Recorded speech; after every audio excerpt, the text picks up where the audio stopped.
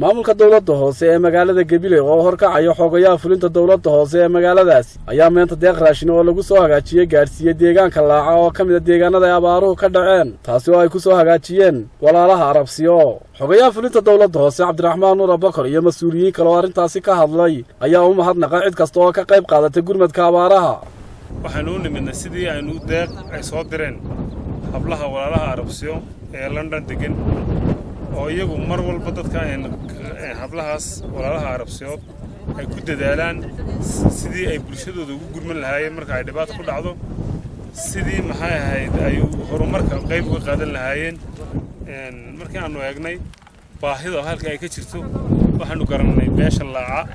inay baahida ugu weyn gobolka taagan tahay waayo meel far badan macaawinooyinkii baa gaadhay halkan macaawinooyinka gaadhina waa khayr qaldanto meel qaldan ka mareen macaawinooyinku filan way noqon waayeen maadaama macaawinada ku filan weyday waxaanu ugu soo kabnay intaana inay kabis noqoto macaawinooyinka kalena hadii la hayra insha Allah way soo socdaan waxaan halka ku cadeynayaa inaanu ku wareejinay heer tuulaha iyo dhammaan dadkii loogu tala galay oo dadka ku fadhiya raashinkii oo daragtaan mar labaad waxaan u mahadnaqaynaa hablaha walaalaha Arabsiyo ee London deeqdan ay soo bixiyeen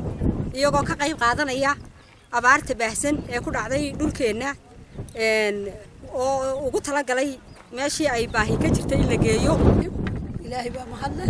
waxaan joognaa deegaanka Laaca layda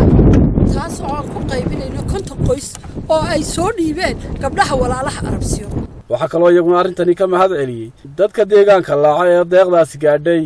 baahida ilaahay baa reeba waayahay waxaan maaragtay u mahadnaqayaa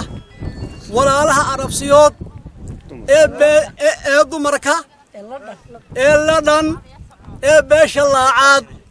taakulada wacan ugu soo deeqay Mukhtaar Nuux Ibraahim Hon Cable TV gobolka Gabiley.